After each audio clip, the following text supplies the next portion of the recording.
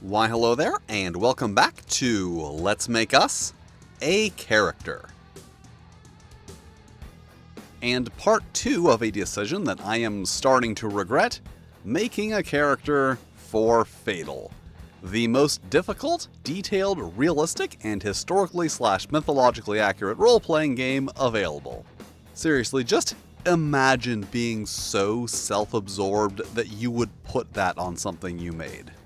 In part 1, we went through abilities, race, and gender. Yes, only those 3 things, and rolled 452 dice in the process. Although admittedly, 400 of those were just for the sub-abilities. And in this episode, we'll be rolling up our character's various physical and mental features, as well as finishing off dealing with the abilities. Which is going to be a bit less shocking than the previous video, but much more mind-numbingly stupid.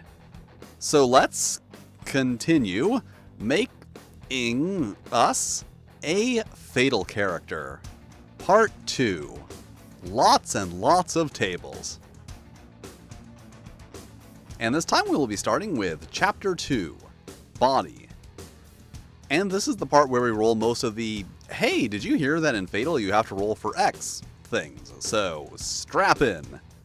First, age, and for a kobold, that is the absolute value of 4d100 divided by 5 minus 25, so 17, which according to the lifespan table makes our character a young adult, meaning we do not have to apply any age modifiers to our sub-abilities or bodily features. But as a filthy girl, we do have to add 1d10% to something, presumably the maximum listed age of 80, so 5% and 81. However, before we move on, I would actually like to point out a few things about the age modifiers, like how middle-aged characters have a 99% height adjustment. That is a thing that the designer thought was a worthwhile use of a player's time, reducing a character's height by 1%. But the real issue here, dwarves have a starting age of 1d1000, and are considered venerable if over 200, which means that a dwarf character has an 80% chance of being in the highest age category, which carries some heavy penalties to every sub-ability. And this is one of those things that's really stupid if the designer just overlooked it, and even stupider if it was intentional. And considering that every other race's starting age is generated with a different but similar formula, I have to assume the latter. But now let's move on to height, which for a koboldette is 6d4 plus 36 equals 52 inches, or 4 foot 4. And then we have height modifiers, which gives a bonus or penalty for each inch taller or shorter our character is from average to their strength and weight, as well as bodily attractiveness, but only for male characters, which is a thing that definitely has some incellular vibes. And as a lady kobold, we add +3 to our weight and +2 to our strength for each inch above average height, which is 4 foot 3. So at a towering 4 foot 4, we add +3 pounds to our weight and +2 to our strength. Then we roll our weight, which is 2d6 plus 63 pounds, plus the 3 pounds from our height for 74 pounds total. And then another strength modifier for being above or below average weight. And for a kobold, it is +1 strength for each pound above average, which for a female kobold is 70, so +4. Next, we need to calculate our character's body mass index, because of course this game requires you to calculate your character's BMI. Honestly, at this point, it would be weird if we didn't. And that is calculated with weight in pounds divided by the square of height in inches times 705. So let's just say 19.3. And then we check the table to determine if our character is over or underweight for our race and gender, and we are just shy of the overweight threshold of 20 for a female kobold.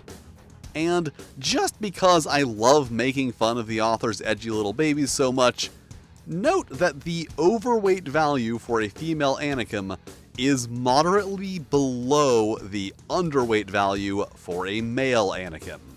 Pretty sure that you need to actually have some body fat for people to call you Hourglass. Anyway, if we were over or underweight, we would apply a bodily attractiveness modifier based on that.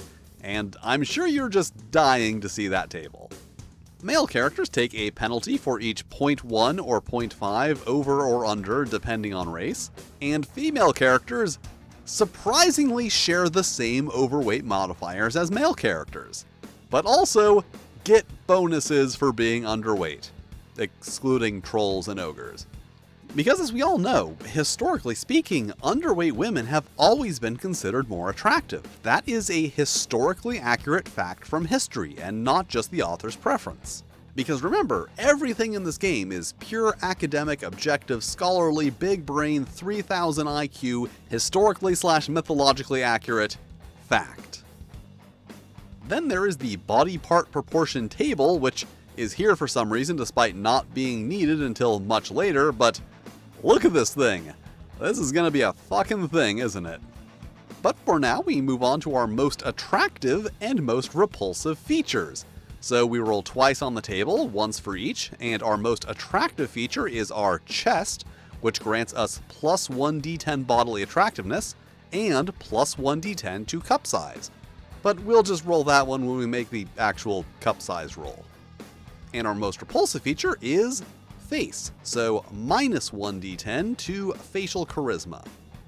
Then skin color, and we do not have to roll for that as kobold skin is just silvery white, but I do want to bring up the skin color table, which ranges from deathly pale to tan. Because as you may remember from the first video, this is a game that explicitly states that all human characters are Caucasian, as well as several of the non-human races too, according to this table. Next, we roll for hair color and length, which is auburn and 9 to 16 inches. And they don't tell you to define that specifically with 1d8 plus 8, but I'm going to anyway for lols, realism, and historical/mythological accuracy. So our hair is 15 inches long. And then the hair thickness and type table, because, you really need 3 separate tables for defining your character's hair. So we roll with a plus 10 modifier for being a kobold and plus 8 for being a girl-type Ranma. And 40 plus 10 plus 8 is 58. Medium thickness, curly, and oily, which grants a plus 1d6, so 6, bonus to facial charisma, more than making up for our repulsive face. And then of course there is a facial hair table for male characters. Oh wait, no, there isn't a facial hair table for male characters. That really seems like the sort of thing that there should be, but there just isn't. Then eye color, brown, and vision, which is perfect, meaning we take no penalty and can distinguish similar heraldic coats of arms within 750 feet. And as a kobold, we also have low light vision, which gives us 100% visual range in moonlight, 75% in starlight, 50% in total darkness, and total blindness in daylight. And since dwarves also have the same low light vision, that reduces the races that can be effectively played in a traditional fantasy game to humans and light elves. And technically, light elves really aren't all that playable either, since they take a penalty to strength and health for each mile they travel away from their home forest. So, 15 out of 16 of the player races, and all of the hundreds of tables related to them, are just kind of a waste of time and space. And remember, adhering to traditional fantasy tenets, like having characters who can function in sunlight and travel more than a few miles away from their home, is a very important part of this game. So important that it is the justification for excluding humans who are not Caucasian from the game world.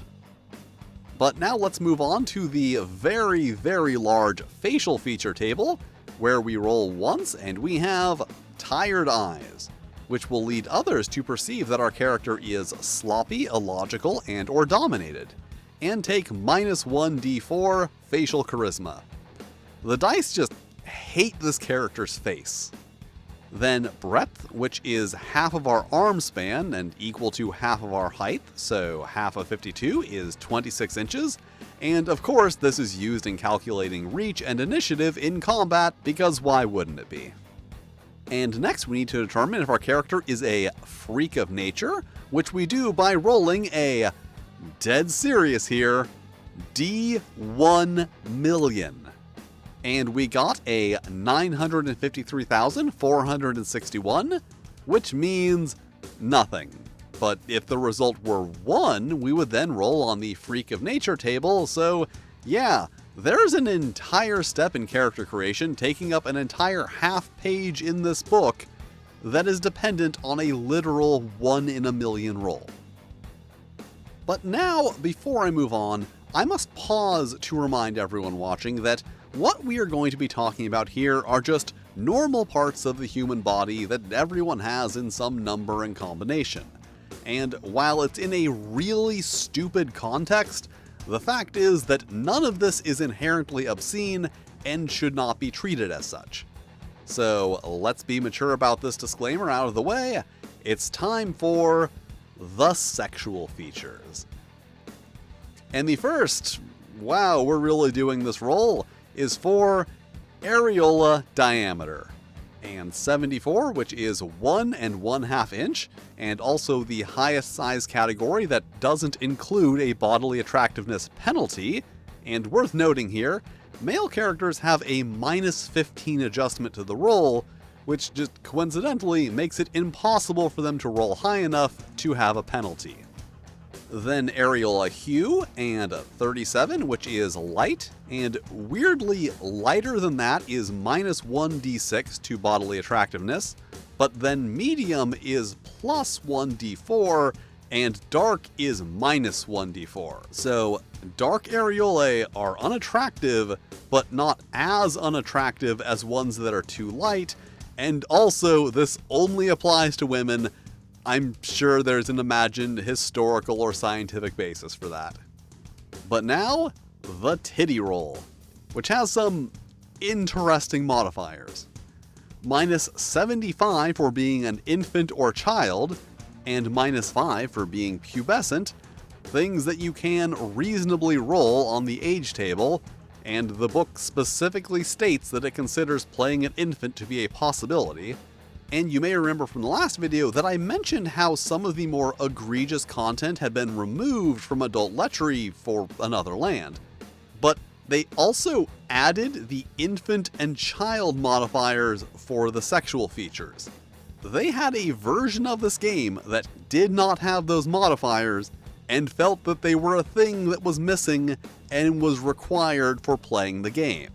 Which, probably tells you something very important about the handful of people who were actually interested in this thing. So we are going to continue seeing those modifiers moving forward, and yes, it is going to be very weird and uncomfortable. Then there is also a +25 modifier for being pregnant or fat, and a -25 modifier for being skinny. Notably, fat and skinny are not defined, which is weird for a game that makes a point of defining how often elves fart. So we roll, and 62 plus 1d10 from our very attractive chest for 72 overall, which is a C cup, and gives us a +1d10 bonus to bodily attractiveness. Because a scholarly study on female human bust size indicates that both males and females prefer a female with a medium bust size, which, considering that the bonus for a D cup is 2d10, kinda makes you wonder what the author thinks is a medium bust size. Anyway, next up we have nipple length, and in another thing that I really wish were a joke, but isn't, we first need to roll to see if our character's nipples are inverted. And they are not, but if we had rolled a 1, yes, this is a 1% roll, we would have to roll again to determine if the right, left, or both nipples were inverted. So now on to actually rolling our nipple length, and a 13, which is 1/4 of an inch, which is apparently unappealingly short as it imparts a -1d4 bodily attractiveness penalty, which, once again, only applies to female characters because, I don't know, historical/mythological accuracy.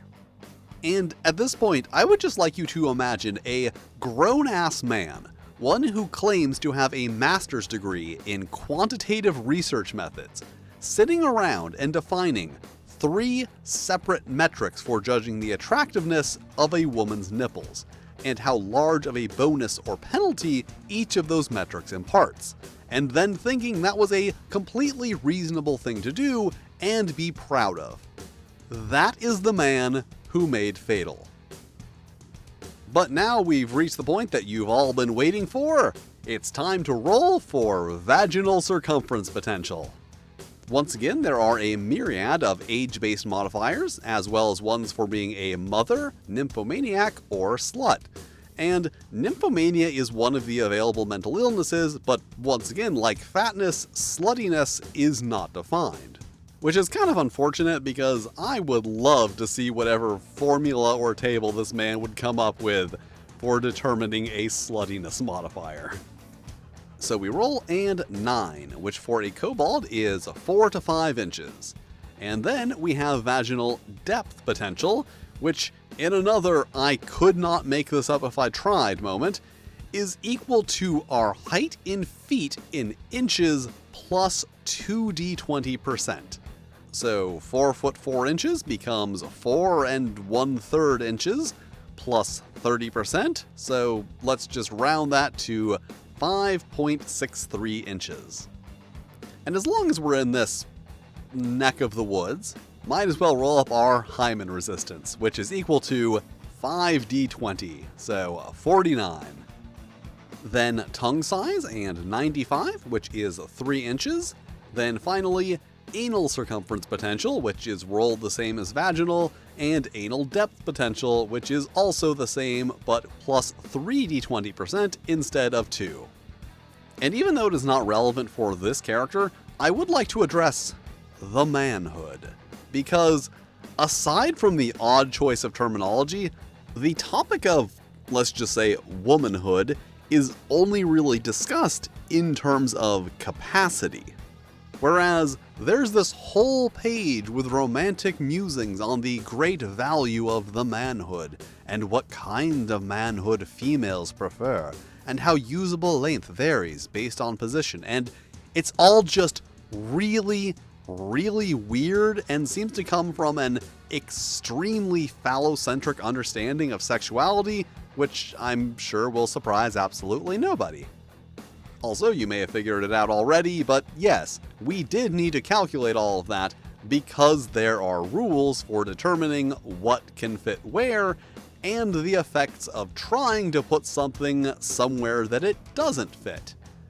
And just in case you forgot, yes, we are still talking about a scholarly traditional medieval fantasy role-playing game. Anyway, we are now done with the sexual features, so, you can turn the lights back up. And moving on to rare features, which are features not usually determined during character creation, unless the player so desires. And you better fucking believe we so desire. So first up, we roll for foot length, and 31, which is 8 to 9 inches. However, we also add plus 10 for each inch of height above average, and remember, at 4'4", we are 1 inch above average height, bumping that up to 41, which is still 8 to 9 inches. Then fist circumference, let's just pretend that has nothing to do with the previous section, and is just equal to foot length. And as you are likely considering doing right now, I did test this and it is pretty accurate. Then handedness, and we are right-handed. And finally, head circumference, and this one's gonna be fun. We roll on the table, and 22.12 inches, but then we need to multiply the result by 0.97 for our tiny silly girl head, so 21.46. Then we roll to determine if the size of our head deviates larger or smaller than the base, and larger. Also, this is a 50-50 roll, which for some reason is made with percentiles. So we add, once again, dead serious here, 1d100 hundredths of an inch. So overall, 22.03 inches.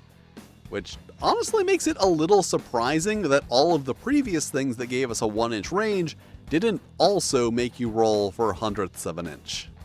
And basically we needed to roll this up so that we could determine if we can wear hats and helmets. Any hat smaller than our head circumference doesn't fit. A hat 100 to 100% of our head circumference fits comfortably, and a hat of 102 to 103% of our head circumference fits, but a little loosely, and any larger is just too large to wear practically. And here is all of the stuff we've rolled up so far, and just want to remind you once again that these are all things that were deemed necessary for inclusion in what can generously be called a game. And we do have a few modifiers to apply, so overall we have +6 to strength, +12 to bodily attractiveness, and -1 to facial charisma. So let's apply those and move back to Chapter 3, Abilities, where we have so many tables. Starting with Physique, and our physical fitness of 99 gives us no skill or bodily attractiveness bonus, and at 52 inches tall, a sprint of 43, which is the number of feet we can sprint per round, and then other movement types are a percentage of that. Our strength of 69 gives us a -17 skill modifier, -17% damage, -3 life points, a clean and jerk of 37, bench press of 78, and deadlift of 115, presumably pounds, which, considering the -40 racial and -30% gender modifiers, not really surprising. Also, while all of the other tables only go up to 300, strength numbers are provided up to 1200 because, remember, if you're an ogre, it is entirely possible to start with a strength score over 400. Our bodily attractiveness of 96 gives us a -3 skill modifier, and our health of 111 gives us a skill modifier of +6, +2 life points, intoxication/vomit modifier of -6, which I believe lowers the difficulty in the appropriately complicated intoxication rules, no allergies, and illness immunity of 60%. Then charisma, and our facial charisma of 45 gives us a -34 skill modifier and describes our face as repelling.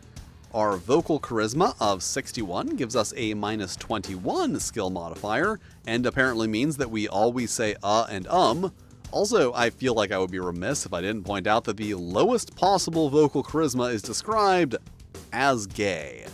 Because, never heard of a gay person having vocal charisma. Our kinetic charisma of 161 gives us a skill modifier of +27 and makes us becoming, despite the repelling face. And our rhetorical charisma of 102 gives us no skill modifier and an average speech rate of 150 or 190 50% words per minute. I do not know what the or 50% mean. It doesn't say in the section on rhetorical charisma, and I am not going to comb through this entire book trying to find an answer that probably isn't there. And now Dexterity. Our hand-eye coordination of 131 gives us a +14 skill modifier and finger precision of 1/32 of an inch. Our Agility of 110 gives us a +6 skill modifier, +2 armor, 2 brawling attacks per round, and 3 seconds to stand, which sounds like the name of an incredibly average rock band from the early 2000s. Our reaction speed of 130 gives us a +14 skill modifier and a deep sleep recovery of 2, which is the number of rounds it takes to become alert after waking. And our enunciation of 130 gives us a +14 skill modifier, maximum speech rate of 250 words per minute, and a casting time modifier of -10%. Something that I'm sure we'll definitely have a chance to use. Now moving on to Intelligence. Our language of 122 gives us a +12 skill modifier, 3 possible languages learned, and a vocabulary limit of discursivity, which I guess is the most advanced word our character can know. And notable here is that the language sub-ability is specifically stated to be one of potential, not actual ability, and quote, most of the potential of this sub-ability may go unrealized. Our math of 105 gives us a +3 modifier and sets our highest possible math at algebra, which unfortunately means that this character can actually play Fatal. Our analytic of 86 gives us a -6 skill modifier, and notably hints at the author's belief in objective morality, which would explain a lot. And our spatial of 69 gives us a -17 skill modifier and unfamiliar object assembly of 20, which is the number of pieces of an unfamiliar object our character can comprehend without getting overwhelmed. And once again, these are rules that someone who can presumably access and use a computer, thought were necessary for a role-playing game. And finally, Wisdom. Our drive of 79 gives us a -10 skill modifier, -1 life point, 18 hours relaxing, which is the ideal amount of time our character would like to spend relaxing per day, another incredibly necessary attribute to define. Our intuition of 100 gives us no skill modifier. Our common sense of 107 gives us a +3 skill modifier, which presumably means that we are not a nerd. And I don't know which implication is funnier here, that the author of Fatal is talking shit about nerds because he thinks he's some kind of alpha Chad, or that someone who possibly put his actual name and face in this book is criticizing anyone for not having common sense. And finally, our reflection of 121 gives us a +12 skill modifier and sets our earliest memory at age 2. Then we need to check our intelligence on the intelligence range table, and our 96 is average. And notably, if a character's intelligence is low enough, they are classified as R-word, and have the potential to have R-word strength. A thing that I draw attention to just to once again remind you that this game was supposedly made by an adult, despite seeming at every turn like it was made by an edgy 14-year-old, who just realized that they can say slurs on the internet without any serious repercussions. And also I'd like to point out that all of this pointless shit here is deemed so important to the character that there is dedicated space for it on the 10-page character sheet. 11 plus pages if you have spells. But now we have a few more modifiers to apply. Our base current armor as set by our race is 10 and +2 from our agility, so 12. And our base life points from our race are 15, -3 from physical fitness, +2 from our health, and -1 from our drive for 13 total. And now that we have our life points, we can do something really stupid. So, you know how in most games if your character gets hit in the upper left arm, you lose hit points, but not also points from an additional pool specifically for your upper left arm? Well, this is Fatal, baby, and each body part has its own pool of hit points. And this is where we're going to need the body proportion table, which, aside from providing a hit location table that accounts for slight variances in body proportion, another totally necessary element, also determines how many body part points each body part gets. So let's just isolate the column we need, then multiply our life points by 3, and then multiply that by the listed values for each body part to get the relevant body part points. And you might be thinking, hey, some of those values are low, like really low. And yeah, they are. Fortunately, there is a minimum of 1 body part point per body part. Unfortunately, this also adheres to the general always round down rule, so 1.95 still becomes 1. And you may have noticed that we still have face and head, but only one slot to put them in. and the book does specify that head and face are the only body parts that share a body part point pool, so why do they even have two separate values? Anyway, I'm just going to assume that we add them together.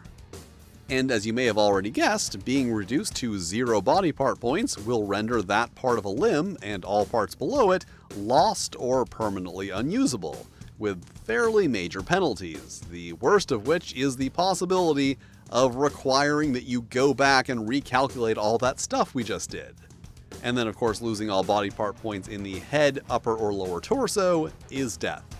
So, for example, if our character took 1 point of hacking damage to her left hand, no more left hand. If she took 3 points of pounding damage to her right upper leg, the bone is shattered, rendering the entire leg useless. And if she took 3 points of stabbing damage to the head, dead.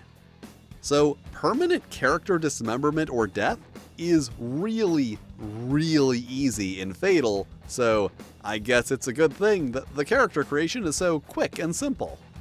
And seriously, how bad does this game have to be that the body part points aren't even one of the top things people mention about it?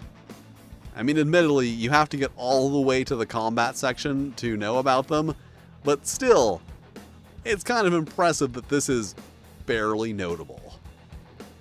But now we move on to Chapter 4, Disposition, which is where we determine our character's ethics and morals, and that's gonna be fun. But before disposition can be determined, we must determine piety points. So we roll a d100 and 27, then we consider the following modifiers, and I do not know how this table is supposed to work. They do not explain how to use it. Specifically, they don't explain what the value in the chance column actually means. The best I can figure, based on the available information, is that it is the likeliness that something will affect your piety points if experienced, not necessarily if you have or have not experienced that thing. Also, there are 2 entries that just say Scene of Area, and I assume they are referencing the campaign setting, which does not seem to contain that information, and notably is only 66 pages compared to the core book's 980. And I'm just going to go ahead and assume it was in fairly early development when the whole project got abandoned, for all of the reasons that should have been incredibly obvious before writing a 980-page rulebook. So let's just roll for each relevant modifier, and the only successful ones were for age, culture, and facial charisma. So we add 2 points for our kobold culture, then multiply our facial charisma modifier, which is -34, by -1, and add that, or, the myriad of easier ways to phrase that exact same thing. And for age, add our current age divided by maximum age multiplied by 4. And current age is 17, maximum age is 81, so 0.84-ish. And since the general procedure is to round down all decimals, except when they don't, we add 0 piety points. So we did all that for nothing. Although admittedly, everything that you do in this game is for nothing. And you probably noticed that bodily attractiveness, facial charisma, and health all add the inverse of your skill modifier. So the uglier and less healthy a character is, the higher their likely religious devotion, and then of course the opposite for attractive and healthy characters. Also, the only cultures that give a bonus are the ones known for slavery and brutal raiding campaigns where they eat children, which really does give this whole section something of a distinctive YouTube atheist vibe. Anyway, our total piety points are 63, which according to the piety table means that our character worships intermittently, but may attend regularly. And now that we have determined piety points, we can determine disposition, which is done by rolling for our ethicality and morality on yet another table. So 46 and 56. However, you may remember from way back in the first video that as a kobold we take -50 to morality. So 46 and 6, making our ethicality neutral and our morality immoral with neutral. Then we look those up on another goddamn table, and our disposition is neutral immoral with neutral. Sure, okay, whatever. And if you are wondering what the distinction here is between ethicality and morality, to be as succinct as possible, ethicality is the objective morality of a character's actions, and morality is how they feel about it. So, someone who steals but feels bad about it is unethical but moral, whereas someone who doesn't kill people but only because it's illegal, then is actually kind of salty about it, is ethical but immoral. Basically, it's all just reinforcing the idea that there is objective right and wrong, and anyone doing something that you think is wrong must also think that it's wrong and be doing it despite or even because of that. A really common ideology used to demonize one's opponents, especially those from other cultures. And you also might be wondering why it was necessary to determine piety points before disposition, because the book was very clear that you must determine piety points before disposition. And my best guess would be that at one point piety points were supposed to influence the disposition rolls, but were either mentioned and never implemented, or removed without removing the reference to it. Both things that are fairly common to find in games made by people who have no idea what they're doing. But now let's move on to Chapter 5, Mind, where we will determine our character's temperament based on the 4 classical humors. Because really at this point it would just be weird if someone who references elementary level Greek philosophy this much didn't include humorism in their obnoxiously complicated big brain RPG. Honestly, the only question here is if this is something he actually believes, or if it's just part of the optics of imagining yourself as a peer to the ancient Greek philosophers. Anyway, we roll a D100 for each temperament, and 38, 22, 62, and 89. Then, as a kobold, we get minus 25 sanguine, and plus 25 choleric and phlegmatic, as well as plus 2 sanguine and minus 2 choleric girl modifiers. And according to the book, a healthy and mentally well-balanced character has values of 50 or 51 in each temperament. And we have 15, 45, 62, and 114, which are not those numbers. And incidentally, if this is supposed to be another center-weighted average, then why isn't it one of the obnoxiously center-weighted rolls like so many others in this game? Did they forget about the core values of the mean system? Oh yeah, that's the name of the system in this game, because as we all know, naming your system is a must for any respectable, self-absorbed, egotistical amateur game designer. Then we note our dominant and secondary temperaments, which are just the 2 highest, and ignore the other 2. Book literally says to just ignore them. And our character has a phlegmatic, melancholic temperament. Sure, okay, why not? And that's it, doesn't actually seem to have any effect on anything, it's just another thing for the ever-growing pile of things that is a fatal character. And before I end this episode, I do want to touch on 2 items from Chapter 6, Sociality, because I think they fit better here than they do with what I will be discussing in the next video. So let's roll our character's sexuality, which in another weird twist, the cannibalism-obsessed, comically overcomplicated, Aristotle-flating game was also acknowledging asexuality as a valid orientation in 2004. Of course, they did then immediately have to make it weird with racial modifiers that make it impossible for anyone other than a human, elf, or Anakim to be anything other than straight. That is, unless they also have the negative titty modifier. And also notable, the positive titty modifier makes it impossible for anyone other than an elf to be gay or asexual, which is weird because I can tell you from personal experience that D-cup asexuals do in fact exist. And then of course these modifiers, like everything else, are based on whatever, who cares. Although there is something of a notable lack of sexuality modifiers for male characters, which have not been included due to difficulty. there it is. The one thing that is beyond the scope of this game. I guess making a birth order modifier or something was just too complicated for Whittle Fatal. Oh, it's so difficult. I mean, it's not even like that's something they would have to add. You do have to roll your birth order at some point. But no. It is too difficult to implement. Definitely has nothing to do with a terrified aversion to including a modifier that would make male characters more likely to be gay. But I guess we need to roll so we can move on. So roll, and we add our +5 modifier, and wow, the result is 6 or higher. How unexpected. And finally, Debauchery, which determines a character's, quote, willingness to indulge in sexual desire. And notably, has different tables for male and female characters, because the author of this game just loves laying out all of their weird little obsessions and hang-ups. It's like a hobby for them.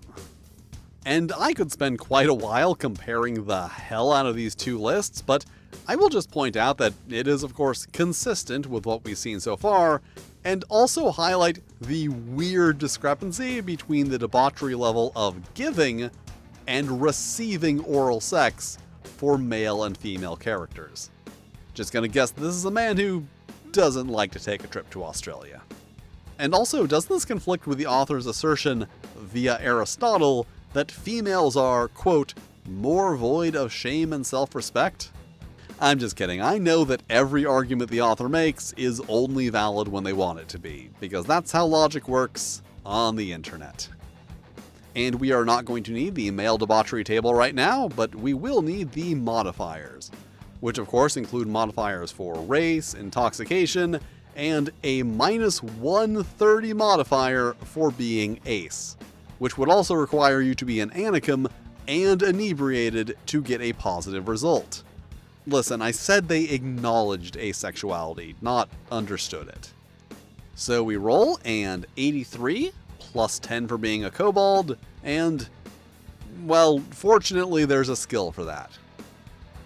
And this character is still not done, not even close, but, you know, somewhat closer than at the end of the last video.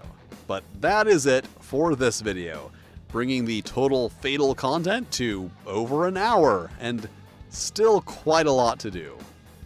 And I feel like what we've looked at here in this video highlights a very specific element of Fatal. We rolled 115 dice and referenced 60 some odd tables for a bunch of stuff that mostly does not matter. Because when it comes to bad tabletop game design, a thing you see a lot is people including things just because other games included them, without really considering why those games included those things. But Fatal is like the opposite of that.